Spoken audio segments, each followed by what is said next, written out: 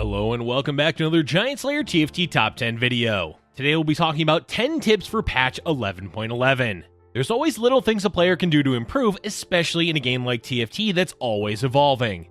Set 5 has introduced several new mechanics to keep track of, which we have a few tips for, as well as general tips overall to help you improve at the game. With all that said, let's go ahead and get started. But before we begin, please don't forget to click the links in our description. Give your support to everyone who helped make this video happen. We host many TFT tournaments with plenty of exciting content to come, so be sure to also follow our GiantSlayerTV social media pages. Alright, let's get back to the video. Starting off our top 10, we have the number 10 tip to warm up with Hyper Roll before playing Ranked. Hyper Roll is a new game mode for TFT introduced in Set 5 that streamlines the gameplay, meaning it takes less time than a regular game. For this reason, it's a good way to warm up before playing Ranked, as the time commitment is far less than jumping into a normal game. Warming up isn't always seen as important for a game like TFT because most of the gameplay is cerebral. As the player, you're making decisions 1 or 2 rounds ahead, and very little of the actual game is about being fast with your fingers. Of course, that is still an aspect with scouting and repositioning, but compared to other genres, a game like TFT doesn't require fast hands to play well.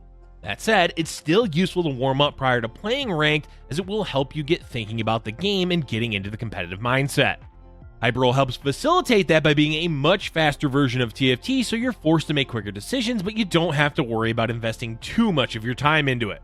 We recommend playing at least 1 round of Hyper Roll before diving into Ranked, but it's really up to you as the player for what works best for you. Let's move on to the next tip, coming in at number 9, which is to look up what the current meta is. The meta has been an absolute roller coaster so far in Set 5, especially with each patch adjusting so many champions, traits, and items. This can make it difficult to keep up with what the current meta is. To help with that, it's a worthwhile habit to form to look up information outside of the game. There's various ways that you can do this, such as watching streams, looking at players' match histories, or finding meta trends on various websites. Watching streams is one of the easier ways to soak the information, especially if the streamer is open to answering questions about the meta. The importance of looking this information up is to help alleviate the burden on you as the player from having to test everything that was changed in a patch. Of course, you do want to be playing to learn the game and meta, but if you can find out from a stream or website that, for example, the pace of the game is quickened, you will know that going fast 8 might not work that well. It doesn't have to be about following a guide about specific compositions. Even just being aware of what the top compositions are can be enough for you to figure out the rest of your games. At the end of the day, how you want to go about gaining this knowledge is up to you. Grinding games is a perfectly viable way to do so, but so is looking up information. Just stick to whichever method you prefer. Our number 8 tip should be familiar, as it's important to scout and reposition often. Almost every time we do a top 10 tips, we have scouting and positioning as one of them. You'd be asking why? Because both are important skills to build a habit of doing regardless of the current set or meta. Sure, you can get by with never scouting or moving your board at all, but if you want to continue climbing ranked and get better at the game, you need to learn how to do both effectively. Positioning in Set 5 may be one of the most important skills of the set, as you need to keep moving your board into the right position to avoid things like Vel'Koz, Thresh, or Assassins. Plus, there's new items to worry about with strong utility like Shadow Shroud or Shadow Frozen Heart. You don't want your strongest frontliner having its stats stolen by Trundle to then be killed by Draven sitting behind it. That's where scouting and repositioning come in. Scouting may feel tedious to do at times, but the amount of information you gain from doing it is actually insane. Gold, items, current board, what champions are on the bench, all of this you gain from scouting another player's board for just a few seconds. How best to use that information comes with practice, but the first step is getting into the habit of scouting often. As we said, positioning in Set 5 is quite important, but it's not as easy of a skill to learn. It depends a lot on the current lobby and your board. There's no easy way to go about learning this, but we do recommend watching higher ranked streamers play. The subtle movements they do with their units may seem pointless, but constant repositioning not only helps their own positioning, but throws off other players scouting them. If you've put off learning how to properly scout and position prior to Set 5, we highly recommend learning for this set. Let's be a bit more specific to Set 5 with our number 7 tip being when to use Draconic. Draconic in Set 5 is meant to be similar to traits like Fortune from Set 4 and Space Pirates from Set 3. The way it functions is quite different from those two, but the idea behind it is the same. It's a trait that gains you an economic advantage. Instead of sacrificing health or praying for good RNG, Draconic works off of time. Yes, there are random elements to it, such as what size of eggs you get and what comes out of the eggs, but the only major downside is losing bench space. Since Draconic is time-based, it means the later the game is, the weaker the trait is. This means to use Draconic effectively, you want to try to have it early, generally no later than Stage 2. But if you can get it during Stage 2, especially Stage 2-1, you're putting yourself in a strong position for Stage 3 and 4 with more gold and having your units upgraded for free. Knowing when and how to play Draconic is going to be helpful in climbing ranked, just don't hard force it. Keeping a similar theme, the number 6 tip has to do with being aware of special traits in Set 5. This tip does apply to any set, but specifically we're talking about Set 5 as there's quite a few quirky synergies to be aware of. For example, God King is a trait that most players don't realize provides bonus damage based on which God King you have. Both Garen and Darius have particular traits they gain bonus damage against as part of their rival system. Sure, the increased damage is only 20%, but being aware that this exists is important. Another special trait is Cruel. This synergy is exclusive to Teemo, but at its base level, it's easy to understand as you sacrifice health to buy Teemo instead of gold. But are you also aware that when Teemo ends up alone against one other enemy champion that he will automatically win the round? It may not happen often, but it's useful to be aware of the specifics of every special trait. For the most part, a lot of Set 5 traits are quite simple. Gain health, heal, gain a shield, stuff like that. The quirky synergies are easy to forget about, so make sure you're aware of each of them and what they can do. While of course learning every trait is recommended, the special ones to be aware of are God King, Cruel, Caretaker, and Eternal. Moving on, our number 5 tip is to use cheat sheets as a way to help with shadow items. Cheat sheets can really be anything, but generally imply a source of information outside of the game. Of course, within TFT, you can always right-click on components to see what they build into, but that system is rather limited. Using outside resources is a much easier way to quickly look up information. The introduction of shadow items added a lot of recipes to keep track of. Memorizing them is a lofty goal with so many new items as well as spatula items. That's where outside websites, or cheat sheets that you make or find, can help alleviate that burden. Not sure of how to make a particular shadow item? Keep a website with that information open during your game. Same with double checking what shadow items do exactly.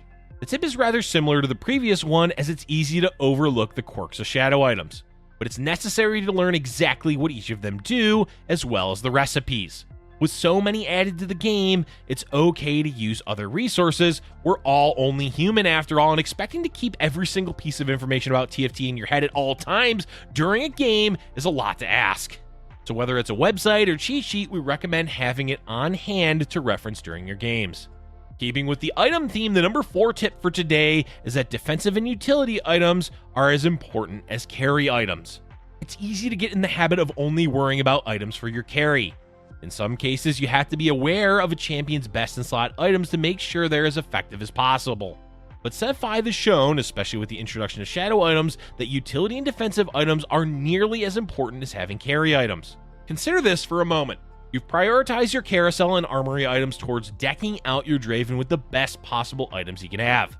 You hit a Draven 2 and you give him those items only to lose the next few rounds because your front line was absolutely decimated. While this is a specific scenario, it's not an uncommon one in Set 5.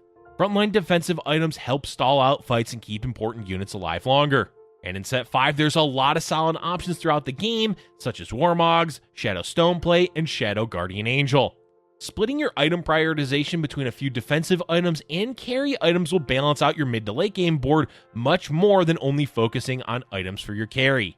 Utility items are also worthwhile to invest into if given the opportunity, such as the newly reworked Shadow Trap Claw.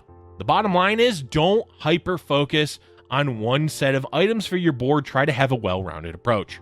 Up next, we have our number 3 tip, which is the early game is very important. This tip is meta-dependent as slower-paced metas won't punish weak early games as much. But in Set 5, we've mainly seen faster pace metas where players that lose a lot of health early game end up in a desperate situation by Stage 4 and potentially lose as early as Stage 5. What we mean by the pace of the game is how early players are hitting their power spikes.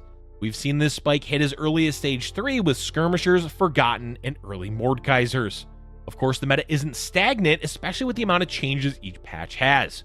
But the pace of the game being faster means you really need to focus on saving health and doing well in Stage 2 and Stage 3. Of course, it's not always up to you as low rolling does exist, but you can mitigate low rolling with properly timed leveling and knowing what traits and champions are going to help you win rounds. Slamming items, even if they aren't ideal, is another way to save health.